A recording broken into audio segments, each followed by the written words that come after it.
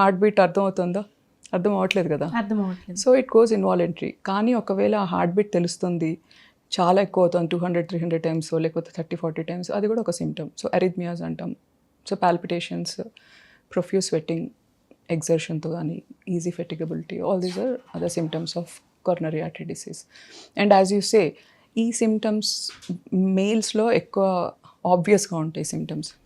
మగాళ్ళలో no, అంటే ఈ symptoms చెప్పిన సిమ్టమ్స్ యాజ్ అంటే టెక్స్ట్ బుక్ డిస్క్రిప్షన్ లాగా మేల్స్లో ఎక్కువ ఉంటుంది రాదర్ దాన్ ఫీమేల్స్. అట్లా చూసుకుంటే females most of the time they neglect the disease. ఎందుకంటే టిపికల్ ప్రజెంటేషన్ ఉండకపోవచ్చు, ఈ సిమ్టమ్స్ అన్నీ యాస్టీస్గా ఉండకపోవచ్చు ఒకటి. ఇంకొకటి negligence to an extent, the neglect symptoms. Okay. And ఫీమేల్స్కి ఫాల్స్ పాజిటివ్ ట్రెడ్మిల్ టెస్ట్ అంటే స్ట్రెస్ టెస్ట్ కూడా మనకి ఎర్లీగా రాకపోవచ్చు ఫీమేల్స్కి. సో కొంచెం వేరియేషన్ ఉంటుంది సిమ్టమ్స్లో. బట్